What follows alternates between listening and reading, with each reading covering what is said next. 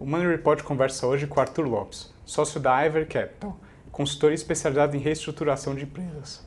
Arthur, muito obrigado pela visita. Que isso, eu é que agradeço. Uma boa tarde, noite ou manhã, dependendo do horário que o internauta acesse. Arthur, o número de empresas em recuperação judicial é um dos termômetros para medir a atividade econômica de um país. Sim. Tendo isso em vista, como é que você avalia o cenário para esse ano? Olha, se por um lado o número de recuperações judiciais vem diminuindo, digamos que esse termômetro talvez não seja um balizador tão importante, porque a recuperação judicial, ela na verdade, ela é um mecanismo que é utilizado em momentos extremos. E muitas vezes a crise acaba hibernando e as empresas tentam a todo custo recorrer a esse instrumento que é ainda muito traumático. Embora, respondendo objetivamente a sua indagação, embora o número venha diminuindo, mas nós acreditamos que ainda durante 1 ou 2 anos haja um número expressivo de recuperações judiciais, porque muitas das crises empresariais ainda estão hibernando. A gente vai ver, infelizmente, muita coisa ainda acontecer nos próximos semestres. E isso mesmo no cenário de retomada ainda lenta da economia? Pois mesmo num cenário de retomada ainda lenta. O número vem recrudescendo, vem diminuindo, as coisas vêm mais ou menos chegando perto de uma normalidade, mas o desajuste, o desequilíbrio causado foi muito grande. Então nós tivemos 2015, 16 e 17 com uma demanda muito tímida e as empresas acabaram experimentando prejuízos, realizaram prejuízos.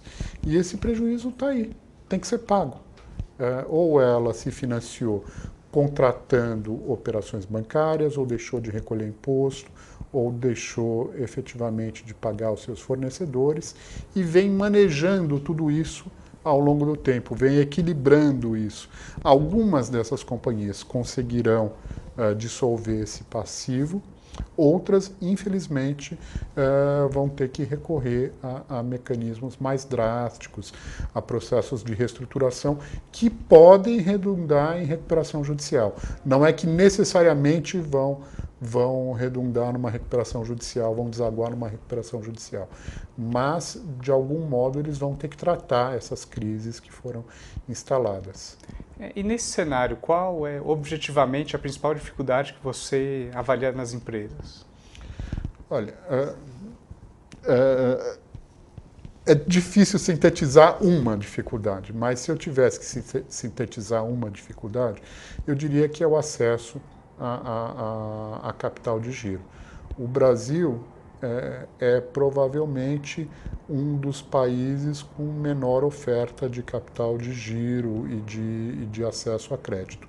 As empresas, elas só têm acesso a crédito com garantias no Brasil. Ou elas apresentam garantias imobiliárias, ou elas apresentam alienação de equipamentos, ou recebíveis que ficam em garantias, e recebíveis nós podemos entender cheques, duplicatas, direitos creditórios, mas enfim, toda a massa de crédito concedido para as empresas é lastreado em garantias. No Brasil, o mercado financeiro tem muito pouca exposição e, por conta da necessidade dessas garantias,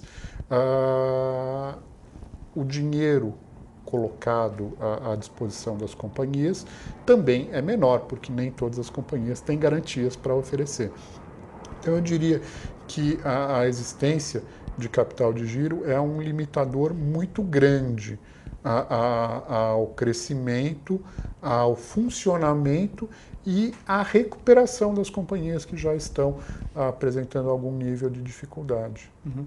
E o que fazer para melhorar essa oferta de crédito no país? Olha, essa é uma pergunta que muita gente tenta responder. Quer dizer, a gente tem fatores de natureza cultural, quer dizer, os lucros das instituições financeiras no país são bastante grandes. A gente tem questões episódicas, como a incerteza jurídica, que ainda é algo que as instituições têm como um parâmetro ainda não resolvido.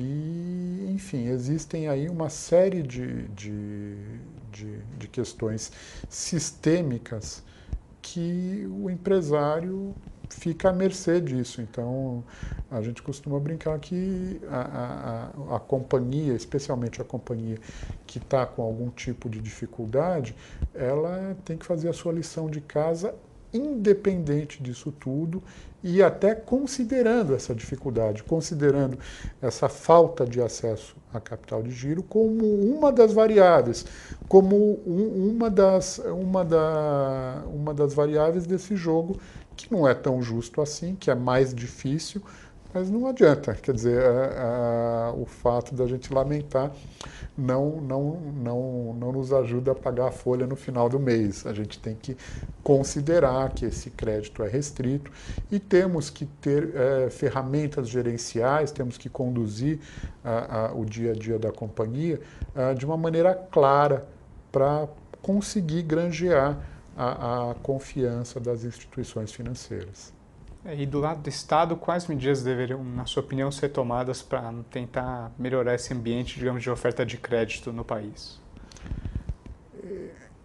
Eu não, na minha formação, embora trabalhe com finanças há mais de 2 décadas, mas minha formação é jurídica. Eu não entendo tanto assim de economia, mas me parece que uma premissa básica seria a concorrência. E para te falar muito a verdade, isso é uma realidade que já começa a se instalar, apesar até do governo. Após o Acordo de Basileia, o mercado financeiro, não só o mercado financeiro brasileiro, mas o mercado financeiro mundial passou a ser muito mais regulamentado. E os bancos, que já eram seletivos na concessão de crédito, passaram a ser mais seletivos. Por que eu estou te dizendo isso? Porque no mundo inteiro, inclusive no Brasil, começaram a aparecer fundos de investimento de direitos creditórios e, mais recentemente, de alguns anos para cá, as fintechs, que não são instituições financeiras integrantes do sistema financeiro nacional, ou seja, não são fiscalizadas pelo Banco Central, mas acabam, de algum modo, tendo um papel supletivo de obtenção desse crédito. No caso dos FDICs, que são os fundos de investimento em direitos creditórios, a regulamentação é feita pela CVM e eles estão irrigando bastante o mercado, mas ainda é insuficiente, insuficiente.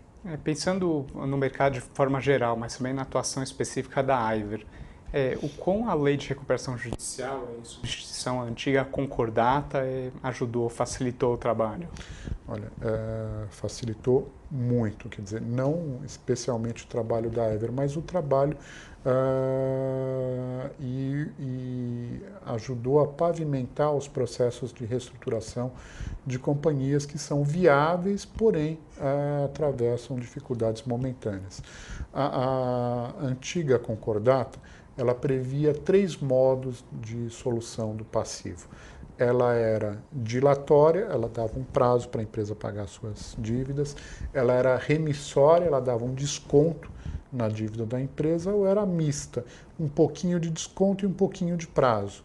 Mas eram condições muito engessadas e muito limitadas. A atual lei de recuperação judicial, ela é o que a gente chama de uma norma em branco, quer dizer, ela fala lá que, dentre outros, são meios de recuperação judicial, a concessão de prazos, descontos, modificação de juros, você pode vender bens para pagar os credores, você pode fazer uma série de gestões que você não tinha com a antiga lei de falências, com o instrumento da concordata. Então é um instrumento muito moderno, é um instrumento que está sendo bem utilizado, que mereceria algum tipo de aperfeiçoamento, mas que vem tendo um papel bastante importante na economia no sentido de evitar que algumas empresas sucumbam.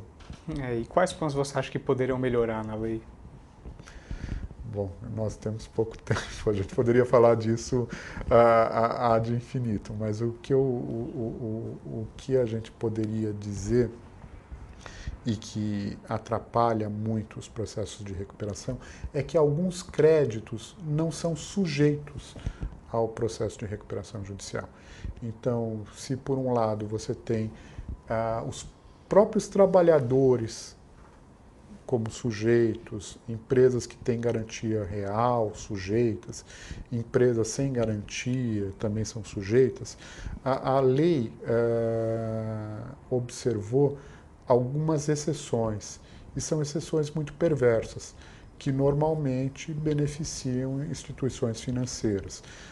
Assim como exceções à lei que a gente chama de débitos extraconcursais, ou seja, que não estão inseridos no âmbito da recuperação judicial, a gente tem contratos protegidos por alienações fiduciárias, adiantamentos de contratos de câmbio, enfim, são alguns mecanismos que a lei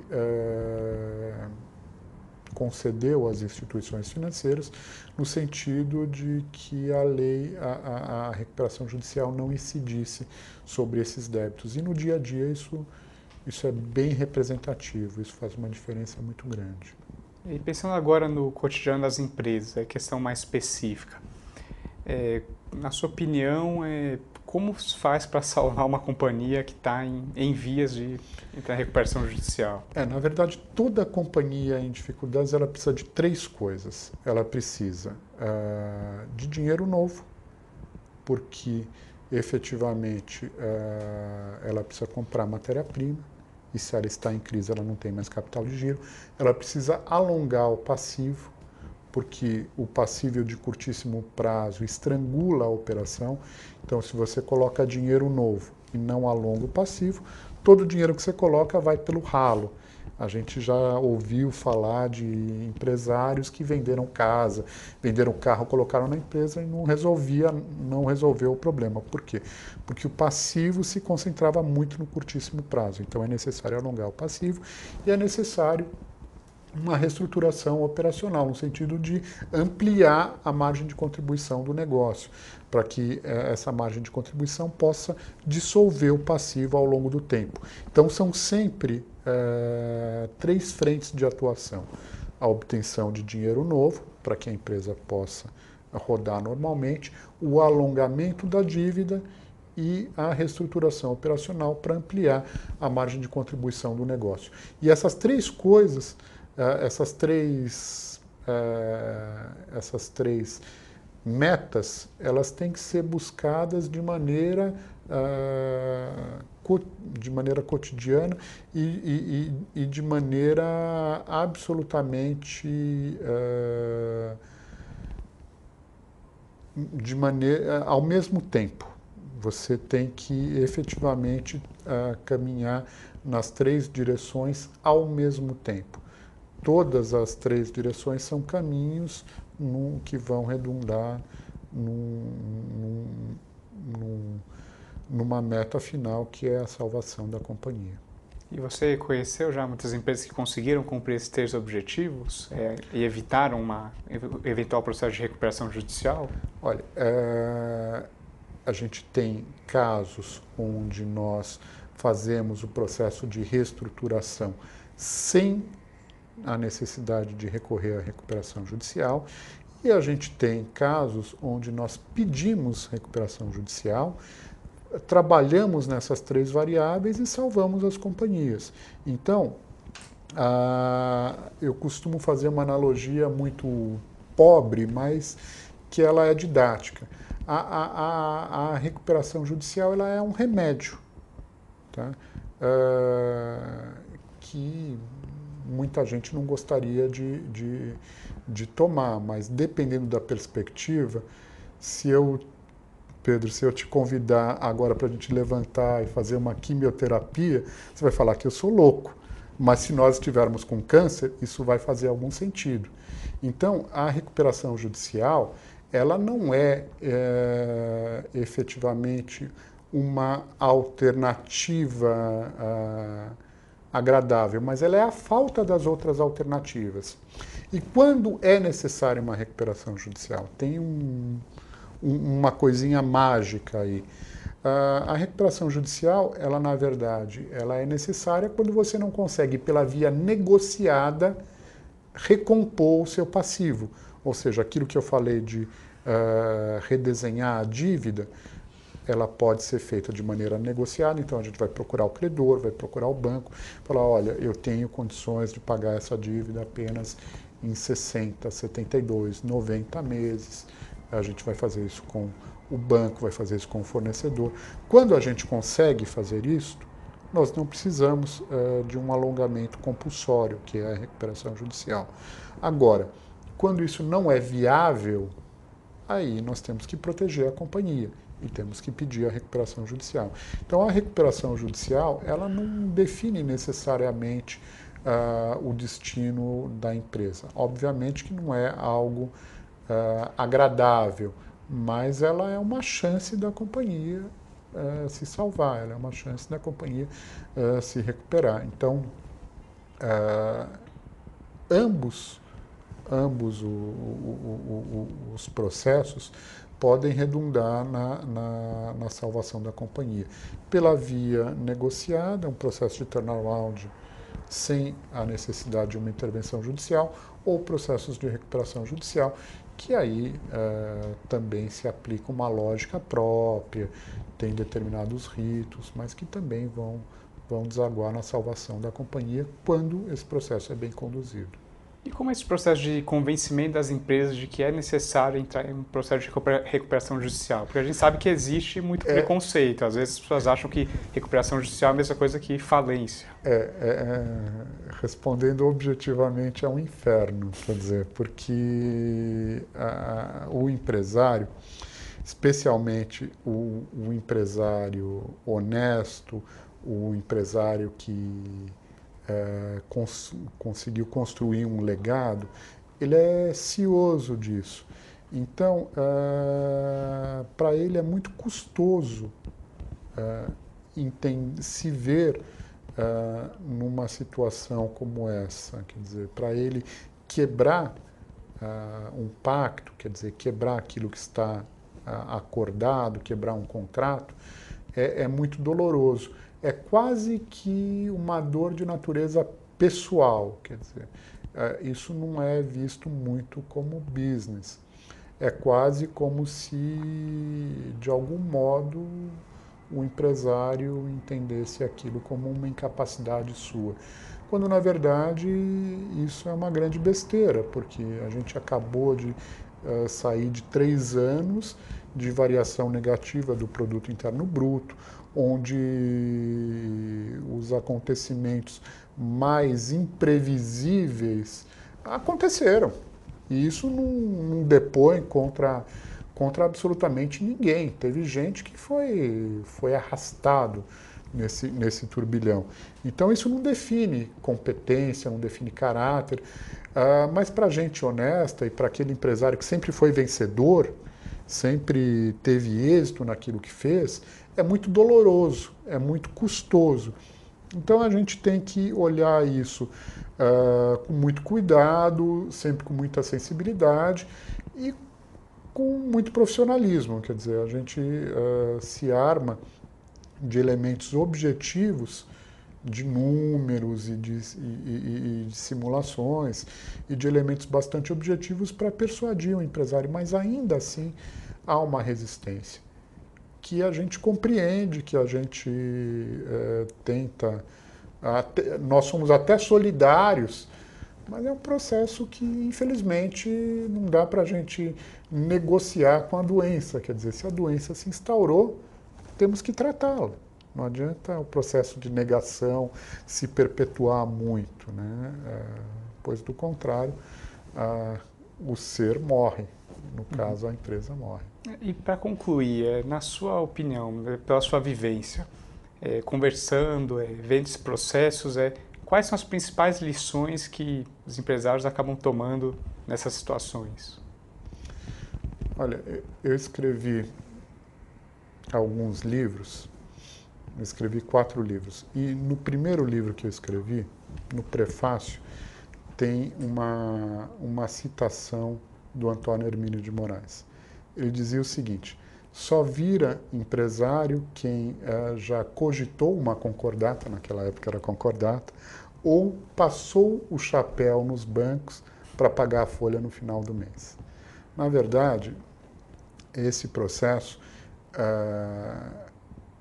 ele forja muita coisa, porque é um processo muito sofrido pessoalmente.